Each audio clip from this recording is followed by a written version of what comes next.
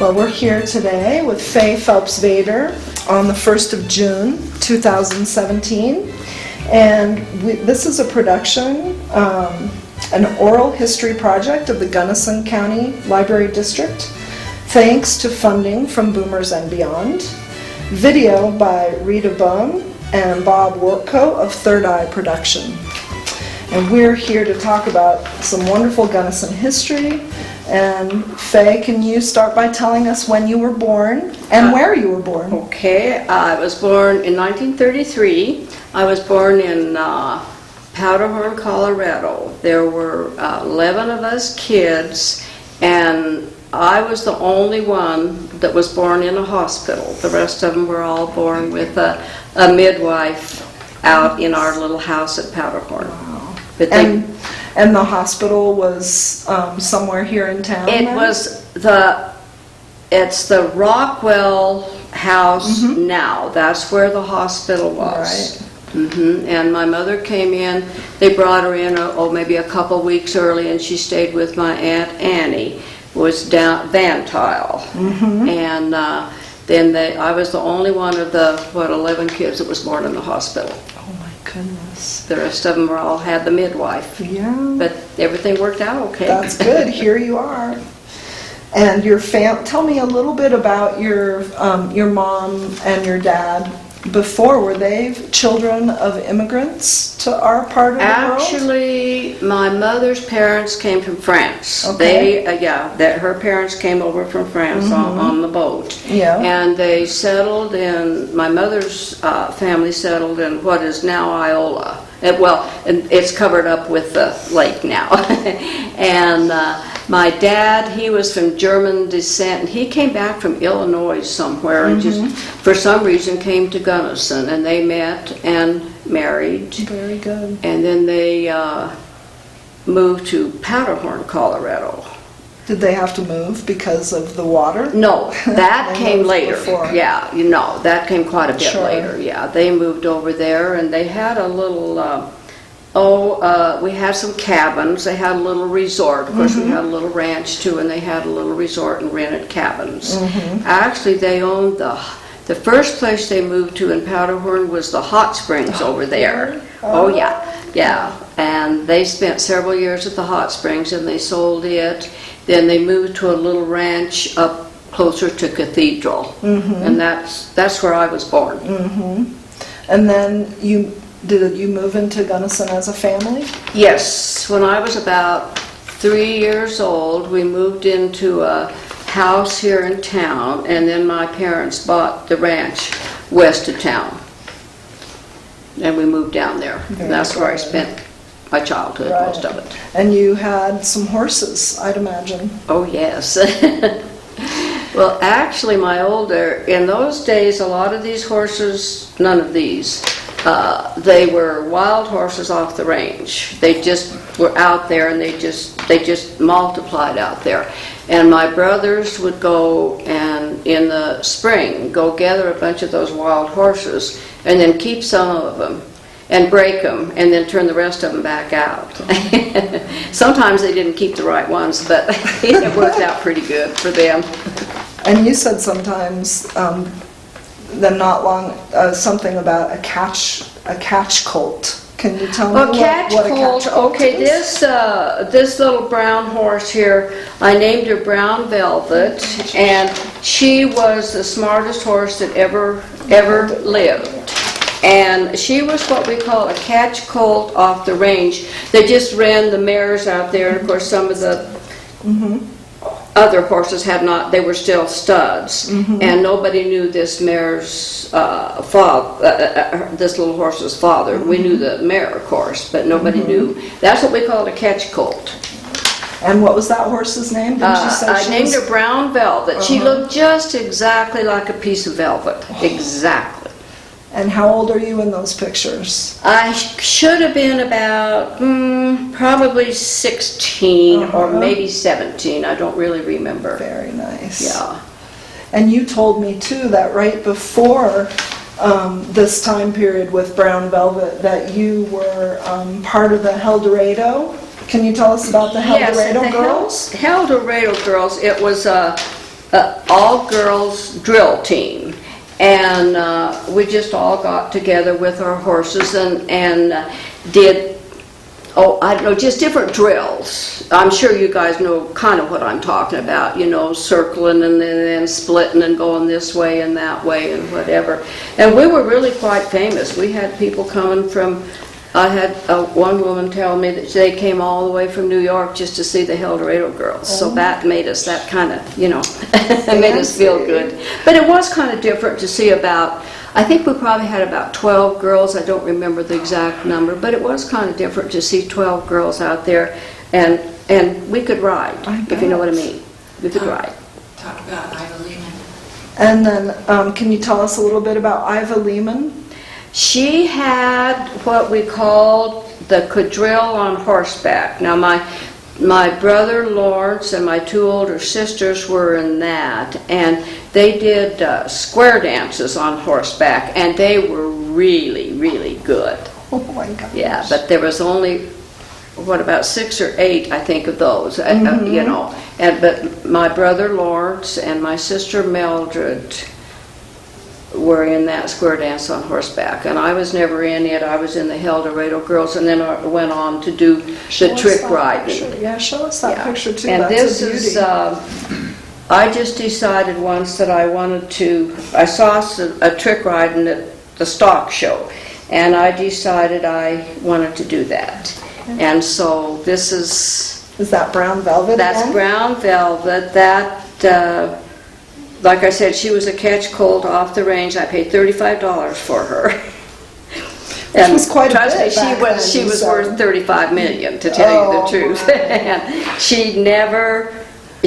that horse is, I don't ever remember her making the wrong move in her life. She just didn't know what a wrong move was. She was just such a good horse.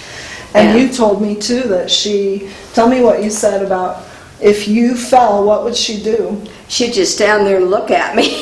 Yeah, and she wouldn't run off no matter what. If I was laying there knocked out or whatever, couldn't get up, she'd just, sometimes she'd even, if I was kind of laying there, she'd come over and nudge me a little bit and say, come on, let's get with it. She was a very, very good horse, and she raised some good colts too. Mm-hmm. So she went on. Yeah, she went on That's neat. and raised some really, really good colts. They weren't quite as good as her, but they were good. Yeah. Yeah. So let's go back a little bit to your parents, and I've heard some stories about your mother doing some charitable work with younger children. Can you tell us about that a little bit? Well, you know, I really don't remember much about that. My mother she was just a mother. You know what I mean? A mother to everyone. That's just what I have to say. She was just a mother to everyone. And you were the youngest. I was the youngest of 11 kids. So she took care of And anybody who needed help? She took, absolutely she did, and she did it in, she was probably the sweetest woman. But she was so nice that us kids were nice to her. I mean, you know, what could you, we treated her like a saint. And because she treated us right, and she never lost her temper. And then when we were younger, some of us might have went out and done a few things that we shouldn't have done. But before we left the house, she would say, "Now don't do anything that I might be ashamed of when I hear about it." That was it. Oh, that's great. That was it. We wouldn't have hurt her for anything. We were pretty good, really. Yeah, you were quite a crew. I mean, you spent some time helping around on the ranch, all of you, I bet. Yeah, my older sisters, there were 4 girls and then 2 boys, and I don't know exactly how I can explain this, but in the olden days, all of the buildings were made out of logs, you know. And so this was at Powderhorn, and my older sisters, there were 4 girls before there were any boys, and they took the horses to the top of these hills over there at Powderhorn, and they'd cut the timber, they'd cut the logs, and then they would hook these horses up to and skid those logs down those hills. And I went over and looked at those hills a couple of years ago, and they're steep. I mean, you know, when they used to talk about it, I thought, oh, no big deal, you know. But I mean, they were steep. They showed me where they were, you know. But all the cabins over there, the 6J's resort, that was, they skidded the logs to make a lot of those cabins at the 6J's over there. Yeah. Yeah. And you said too that when you came to town, you came with an older sister who was doing El Dorado. I wanted you to tell me how, I imagined you would be invited to be part of this group, but tell me how that happened. To tell you the truth, I was down there, we lived 4 miles west of Gunnison, and in those days we didn't really have horse trailers or trucks. We rode wherever we went. So she came in, and I just happened to ride in with her, and I was only about 12, maybe 13 years old, and they were short. One person for their, I think they had 12 or 16 girls. They were all girls, and they were short one. And so I just happened to be there on a horse riding with her, and so they asked me to join the El Dorado girls. So that's how we got into it. Very nice. And then we could segue into Cattleman's Days. El Dorado was part of the Cattleman's Days celebration. Yes, it was a drill team. It was a girls. I think we had, I can't remember, it was 12 or 16, I think 12. And we just did different drills. And yeah, at the rodeo. At the rodeo. You get to be on the brochure for Cattleman's Days this year. Yes, I noticed and that. And there you are, yeah, upside down. That was quite a while ago. Turn that around. Yes, I decided, well, I tell you, I went to the stock show Turn it for us. one year, and I saw some trick riders down here too, but I saw the ones at the stock show, and I visited with them and started to talk to them, and then I decided, well, why don't I do that?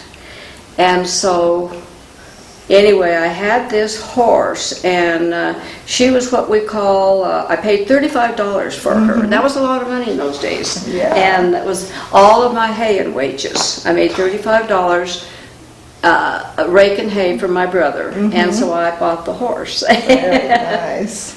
And then where did that trick riding take you? Did you get to trick ride in movies? Not really trick riding. I did work in a couple movies. The stunt riding and doing whatever, but I didn't do any real tricks. But in a couple of movies, they had us, just riding basically, and some of it was kind of scary, if you know what I mean. I have a couple of those names written down. I have the Caribou Trail, and you said that was around Lake City. That was over at Lake City. I think I was about maybe a junior or senior in high school, and we were just over there. We knew they were making a movie, so some friends and I just stopped by, and the director, I think his name was Merrill, Edward R. Merrill or something like that, and so we just, of course, I had just came from the rodeo, and I'd just done my trick riding stunt, so I guess I was still dressed like a cowboy, I don't know.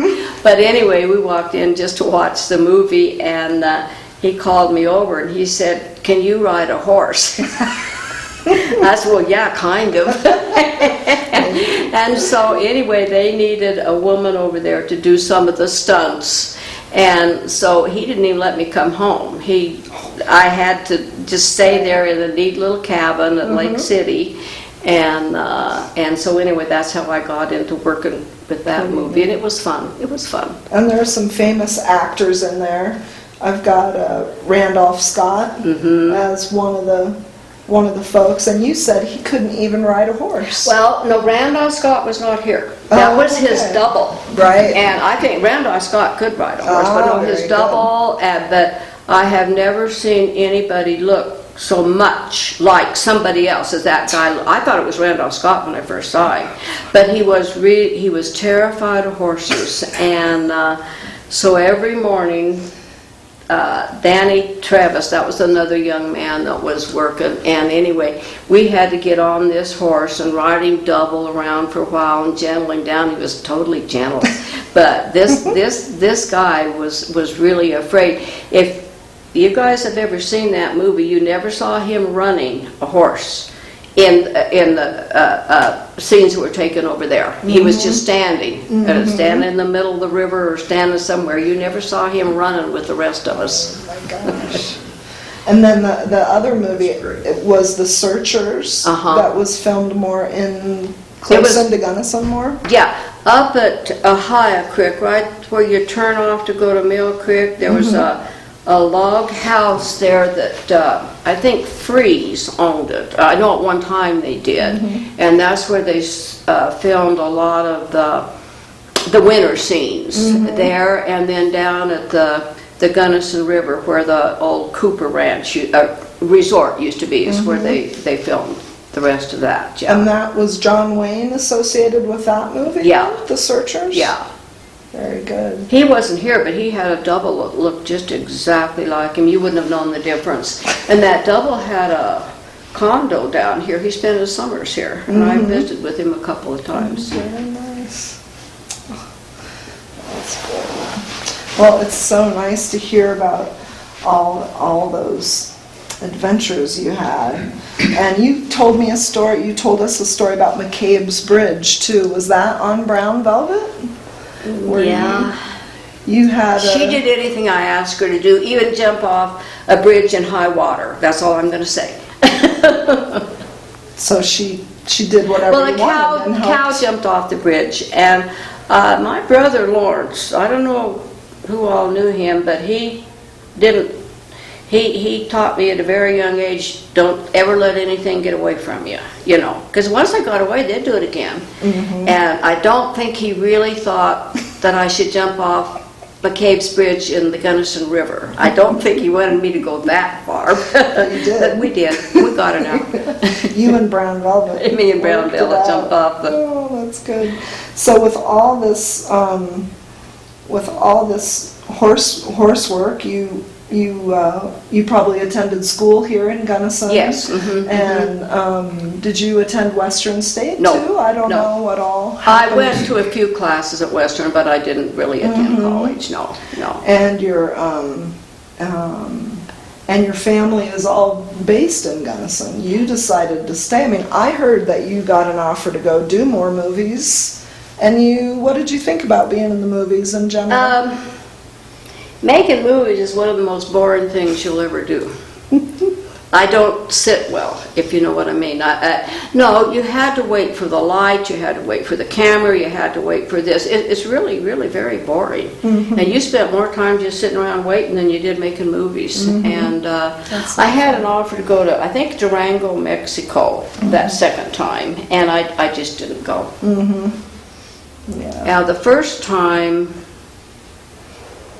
I did like the director really well, and he wanted me to move to California, and I'm not a city person. He was really nice, though. Yeah. That's nice. Is there anything else you want to tell us about your family and your siblings, or some more horse stories? Just Marie, yeah. how about, did her mother live in town or did she live on the ranch? the what? Did your mother live in town, or did she live on the Later ranch? on, my brother Lawrence took over the ranch down there. Then we moved to town. And my brother Lawrence had that ranch about 4 miles west of Gunnison. He took it over and we moved to town. And what did all the siblings do? Yeah, you had so many siblings. They all did all kinds of things, I bet. Pretty Around much, in the area. Pretty much. Yeah, I found this picture of Dwayne and some of your family that you can Dwayne show and Brad, us too. And yeah, Dwayne and I we were great friends. We were brother and sister, but we were very good friends. Well, we had the same. you want to turn that around for us too. You know, we did the same things, and Was maybe he was close in age to you? Yes, there were 11 of us kids, and Dwayne, I was the youngest and Dwayne was next. And so, yeah, we were close in age, and we had the same, Interests. you know, liked doing the same things. And, yeah, I miss him terribly, because we were close until the end, yeah. Because everything we did, well, we liked the same things, horses and cows and stuff like that. and we got along good. We had a couple fights, I remember, but really not very many. That's nice. Well, I think I don't know if there's some other things you want to tell us. We had an interesting talk about your dogs, a little bit about your cow dogs and how good I had some dogs before that, but then I had 3 really good cow dogs, Salt and Pepper and Coke. And they were the dingo dogs, and they can be a little aggressive, if you know what I mean. And a lot of people didn't like using them because, well, they were aggressive, so I had to teach them to be non-aggressive, except when they got a fighting cow or a bull, and then I just turned them loose, But I could take them up when I rounded up a bunch of cows in the morning. If I had a little baby calf or a sick yearling or something that couldn't keep up, I would point that out to them, and I'll tell you what, and tell them to leave it alone, and they pretty much did. And then if they got a fighting cow or a bull or something like that, of course I let them do their thing, but there's no sense in if you got a sick yearling or a baby calf, turning your dogs loose on them isn't going to make them move. It's not good. So they were good dogs. They minded very, very well. They all slept in the camper with me, and but they were good dogs. They minded. I bet. Yeah, and they were helpful. I mean, they were a lot of help. A good dog is a lot of help. A bad dog's not that much help. In fact, they're no help at all, if you really want to know. But a good dog that does what you tell them to do, they're a lot of help. Treasure. Yeah. Well, it's been so nice to talk to you. I don't know if there's any other questions. Yes, we have questions. more. We have some more pictures. And Audrey, would you like to ask? When did you get married? How did you meet your husband, and when did you get Well, married? Of course. He was from Gunnison too. I mean, everybody in those days, everybody knew everybody from Gunnison. It wasn't that big a place, if you know what I mean. And what's his first name? Your Harry. husband, Harry. Yeah. So where did you meet? I think at a dance at Parlin, if I remember right. Yeah. We had a country dance about every Saturday night at Parlin or Sargent's or somewhere like that. Yeah. Up Parlin's- to Almont sometimes, was there a dance? Or? Later on, yes. Later on. And then there was a couple of them at Cresty Butte and Juanita. We had a couple of them up there. Yeah. About every Saturday night we had, I can't remember their names, but we had a couple of guys. Do you remember the Painters? Well, the Salingers played. No, we had the Salingers. We had a couple of black guys, and they were fantastic. What was their names? I can't. Isn't that terrible? I can't remember. Huh? Was one of them Brian? Yeah, Brian. That's it. They were brothers, and they played at all the country dances. And boy, they were fantastic. Yeah. They were painters, if I remember right. They painted houses, and they lived on Main Street. And they played. One played the saxophone, the other one played the piano, right? Or what? Piano, or was it that? I don't remember now, but I mean they were great. Yeah. And then we had the Blackstocks. Remember Ruby Blackstock with the accordion? And we had her, and then the Salinger brothers. Right. I can't remember. Duffy and... I can't, Duffy and, yeah. But those were, anytime one of those were playing, we made sure we went. So, where did you get married? At the Catholic Church here, yeah. Did you have a honeymoon? Pardon? Did you have a honeymoon? Oh, yeah. For a few days, then we went back and went to work. Ranching. when you got a ranch, you don't take off much. There's not much vacation. Probably came back to haying, if I remember right. Did your husband have a ranch? Pardon? Did your husband have a ranch? Yeah. We had one 8 miles east of Gunnison. Yeah. So yeah, I went to work in the hayfield for different ranches when I was very young, and started riding for them too, because a a lot of the guys at that time, the men were off to war, you know, and they needed somebody. And I started working in the hayfield when I was 13 years old. And then you just kept right on through working. Yeah. And then when we got done there, I'd go help the neighbors. And one time, and trust me, you wouldn't do it now. I don't know if you guys know what a socky rake or a dump rake is. Okay, well, you got a team of horses hooked up, and then you got this great big rake. It's about probably half as wide as this room. Mm-hmm. And so when I got done at my place, Fred Field wanted somebody. And so I hooked my team up, drove them up Highway 50. 4 miles to Parlin, to Fred's ranch. And I look at that road now, and I'm scared to drive it in a car. Yeah. That was a long time ago. Yeah, a long time ago. And then I helped Fred, and then a lot of your ranchers got rid of the teams, and they went to these doodle bugs. Does anybody know what a doodle bug is?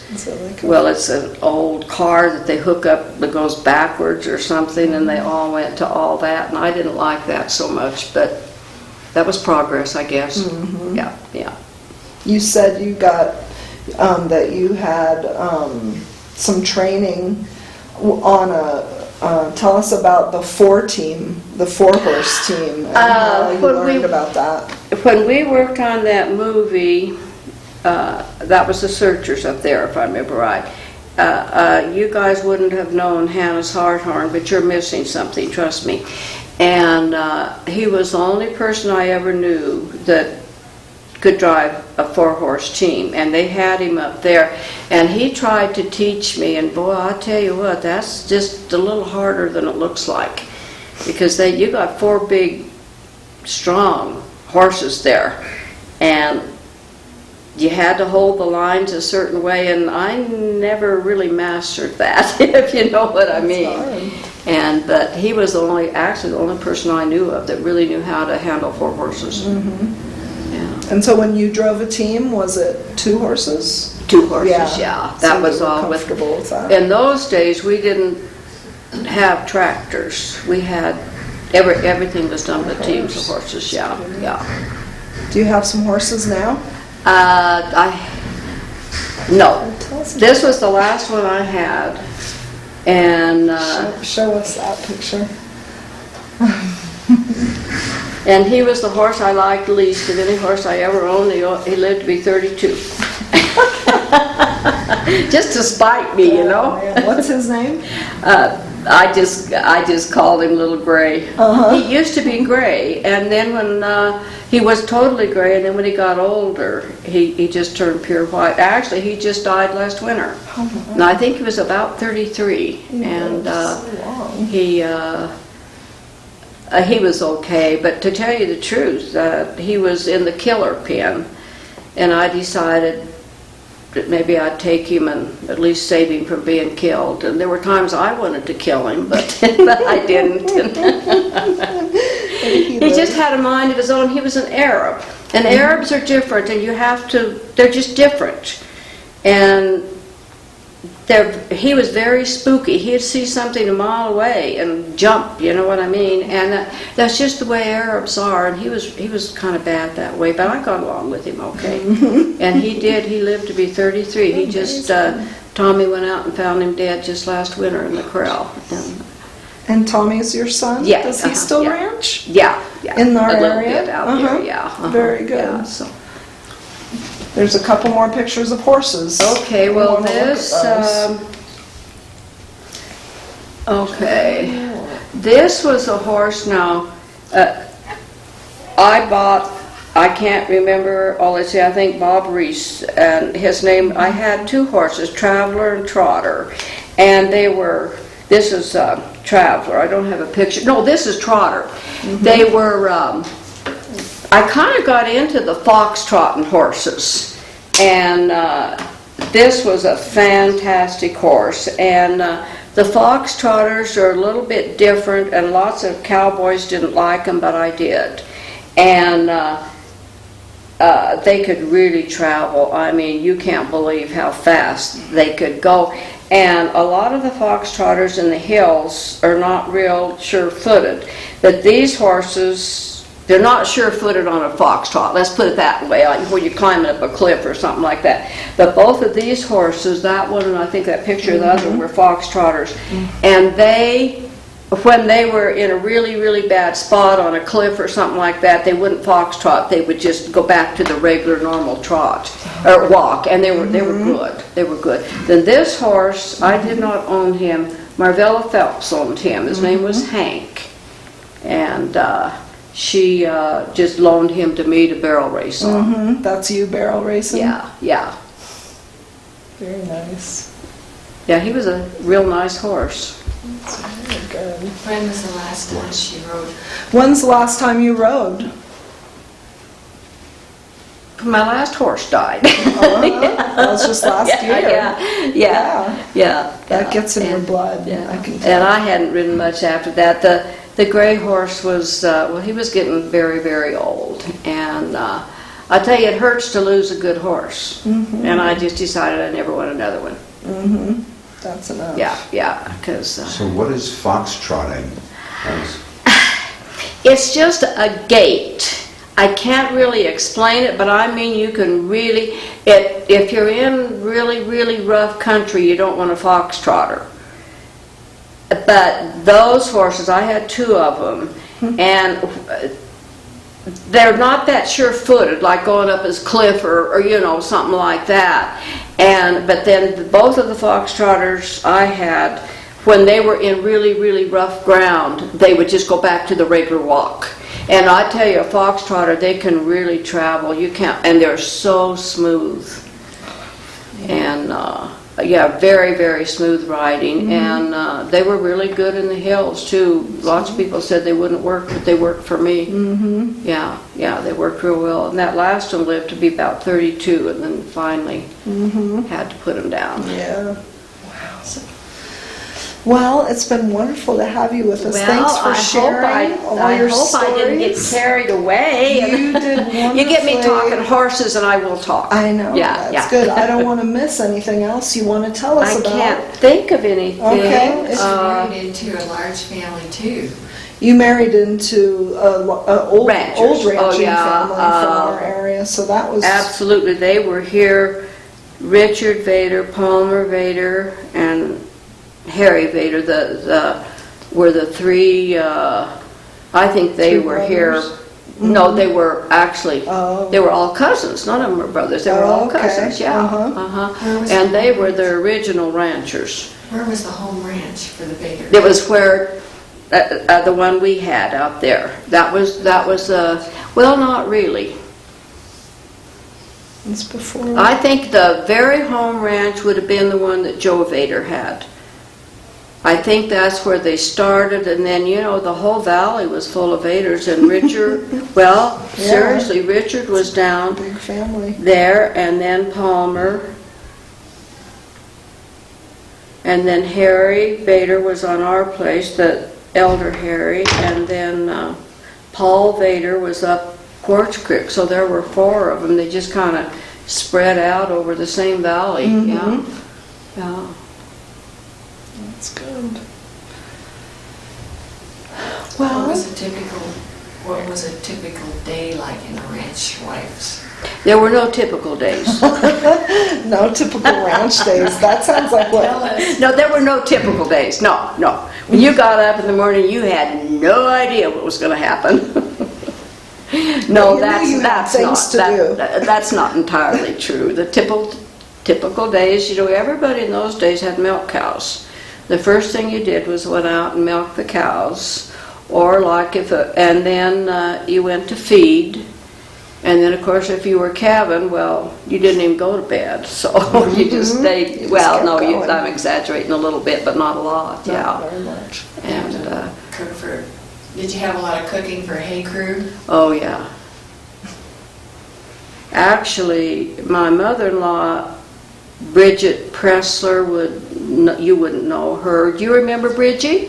Oh, that's where the Pressler's place was. Yeah, And she would come, she was a wonderful woman. I mean, especially for a mother-in-law. I loved her to death. She was fantastic, but I would cook breakfast.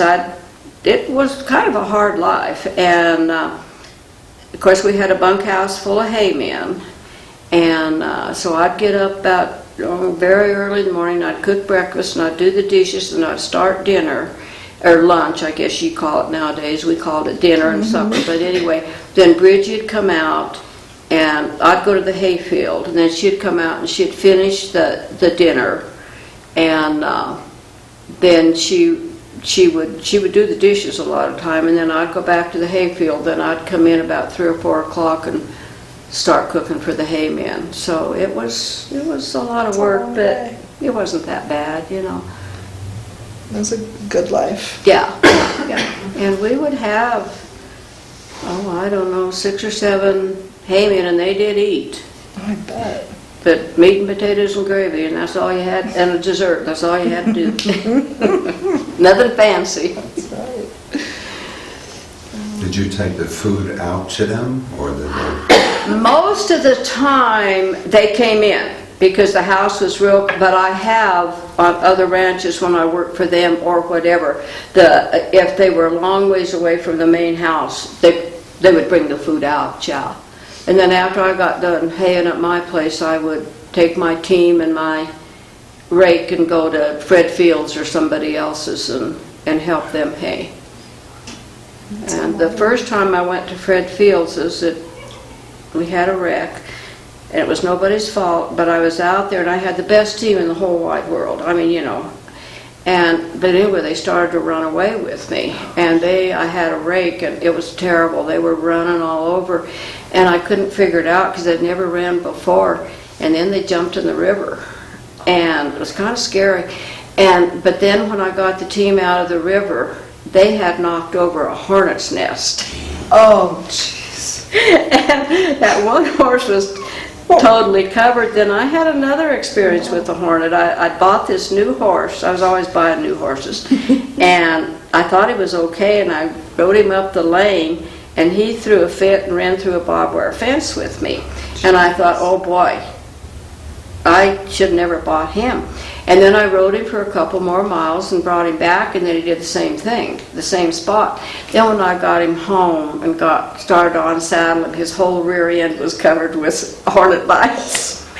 So I forgave him for that one. But I didn't know they were there, and none of them bit me. But he threw 2 of the biggest fits I've ever seen a horse throw. But I forgave him. He ended up being a very good horse. So how about branding? Did y'all pool to brand? Did the ranchers all out there pool to brand? Yeah, you went to all the different houses. They would brand, you know, at one place in the morning, then sometimes if they got done there, they'd go to somewhere else. So, but usually it took a whole day, but the whole Taylor Park pool would pitch in and brand. And in those days, you know, a lot of us didn't even have chutes. You roped them and drug them to the brand, and yeah. Now it's a lot easier with the way they do it nowadays, with the stick them in a chute and turn it over and brand. Easier on the animals too. Were you in the Taylor Park pool? Yeah. Did you ride? Yeah. I rode up there a lot. Tell about riding in a pool. Well, Because there's a lot of people that don't know. okay, what we had, I think at that time, I can't remember exact number of ranches, probably 8, maybe 10. Most of the ranchers on the Tamich, we had what we call a pool. And, well, there was the Powderhorn pool, and then we were the pool, and all the ranchers, basically we turned our cows out in kind of the same area, pretty much, you know, and then we'd take them to Taylor Park, and then they'd all gather up together there, and that's what we call a pool, a cattle pool. But you drove them. You drove them. Oh yeah, we drove them. We didn't know what a truck was in those days. And no, we drove them. Well, you would never, well, they truck some of them nowadays, I guess, you know, with the semis and stuff. But we started at Tamich or Quartz Creek. And we'd go up to, I suppose it was probably about, I'm going to say 10, 12 miles to Cabin Creek. We had a cow camp up there, and our rider would stay there. Then we'd drop our cows off there, and then we'd go home. Then the next day we'd pick them up at Cabin Creek and take them up to the dam. No, we wouldn't go clear to the dam up there. To over Cumberland? No.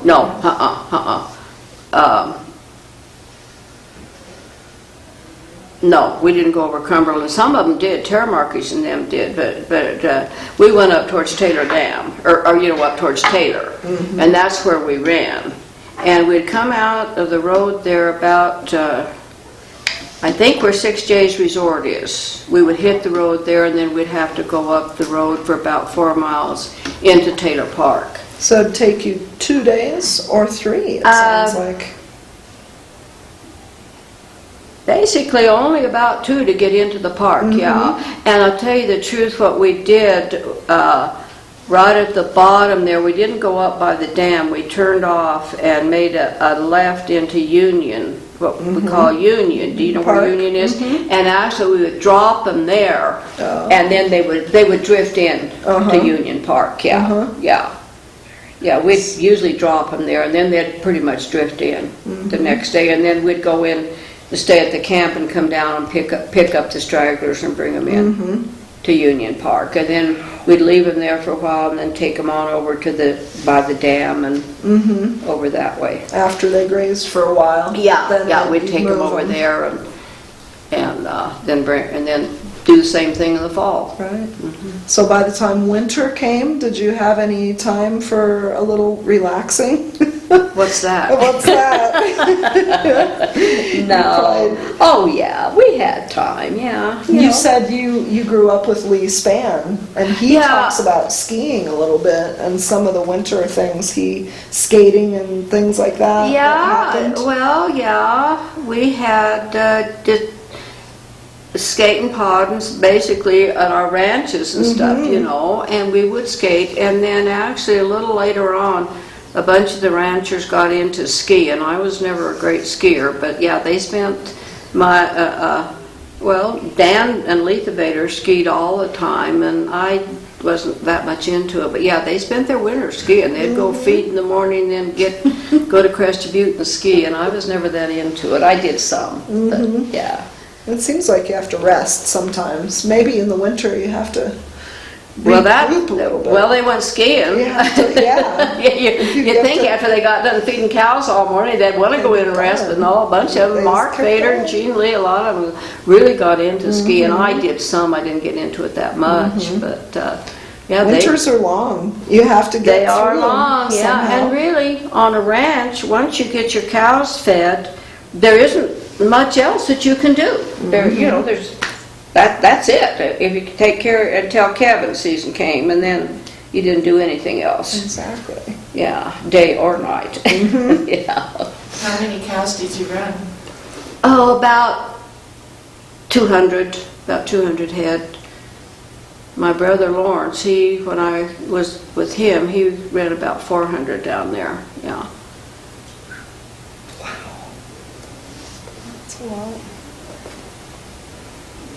Is there anything you want to add to your story? Guys, no, we've been talking a long time. I really wasn't planning on talking that much, Well, but thanks once you so get much. going, there you go, huh? Absolutely. What's the most fun time you had? The what? What was the most fun time you had? I guess it doesn't take much for me, but it was going to cow camp. Yeah, I'd rather spend my time at cow camp with eating with the mice and the rats. Out in the outdoors. Just outside. Actually, I got to where I'd go clean the cow camp before I went up there. Because the men would just take I guess I can say this on the camera, just take the rat stuff and brush it off the table and go eat. And I couldn't do that, so I'd go up several days ahead of time with some Clorox. How long did you stay up? Pardon? How long did you stay up at Camp? Oh, it depended, a week, maybe a little, to get everything done, you would, and then we always had a couple of riders hired. We'd go up and move the big bunches and stuff, and do the big stuff. And then we always had a couple of riders, and then they would, they'd just pick up, and then you'd have to go back. Well, we went back in July, and then, 2 or 3 times when we had to move from one place to the other, yeah. So, And you had to bring them home. yeah, but it was, World War II? We talked about World War II a little bit when the men had to go and then you guys had to work. yeah, that was, of course, that was quite a while ago, yeah, but there were, I remember my brother Lawrence's, I don't know how old I was then, I wasn't very old, but there was Lawrence, and we had a lot of hay to put up, and he didn't go to the war, and he did the stack, and there was Hazel Hicks, Dorothy Hicks, and me, and I wasn't very old, and Jack Hicks, and we put all that hay up by ourselves, because there just were no Everybody men, was there were no gone. men around, yeah. Yeah. But we got it done. Yeah, you did. I wasn't very old and I was never in on one of these, thank goodness, but every once in a while we all had teams of horses, and every once in a while one team would decide to run, and thank goodness I was never in on that. But I remember when I was younger, I was at the house and something happened. Of course, the horses, they ran out in the hills. Most of the time our teams did, and they were kind of gentle, but not terribly, if you know what I mean. And one time my sister Viola was on a rake, and a socky rake or a dump rake, maybe you guys know what they kind of are, and the neighbor boy ran up behind on his horse and scared the team. It was the first day too, so they were fresh. They'd been running out in the hills all winter, and they were fresh. And I think there were 7 teams that ran that year.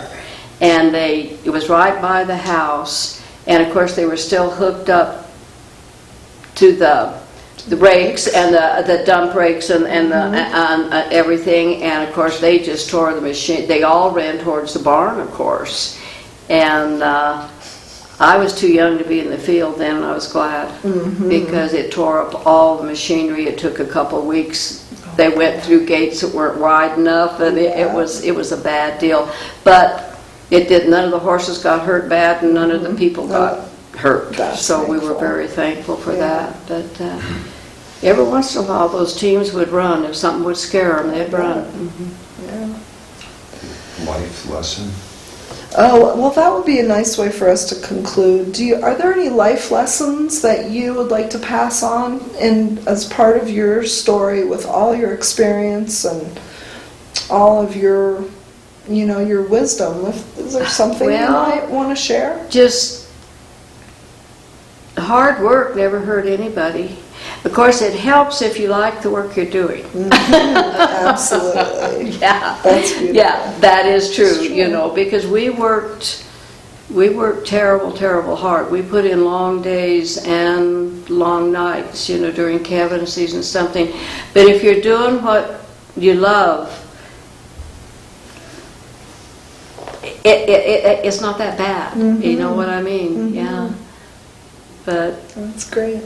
that's about it. If you're doing what you really like to do, training horses or working with cows or something, sometimes you don't even think of it as work.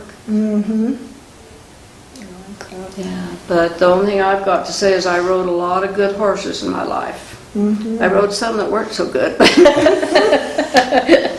But some of them I made good. You can take a horse that isn't all that good. That's all they need is work. You go out and really put them to work, and that's what they want to do. A lot of them wanted to work. But I rode, that horse that I trick rode on was probably the smartest, best horse. If I got in trouble, if I fell off or got hung up or something, she'd just stop and wait. Yeah. Just stop and wait for me and then to tell you the truth, I had a lot of good horses. I really did. Some not so good, but most of them were. And I don't even would try to remember how many young kids I took with me and taught to ride on my horses. Oh, that's I mean, nice. a bunch. You pass it on. That's great. Yeah. Yeah. Good. Well, thank you so much for coming Okay, today. well, I hope it went okay. Oh, I it mean, I went wasn't great. expecting all this, but hey, whatever. You did great. It's so nice to hear all your stories, and now they're captured. Yeah, well, I was a Forever. 4-H leader, and I got, and I just, actually, I got along with kids real well. That's great. They just, treat them like a good dog or a good horse, and then do what you wanted them to do. That's right. I had good dogs, too. That's good. Oh, good. Well, thank you Well, so I hope it went much. okay. It was a little bit more than I expected, but then, Well, thanks for going with the flow.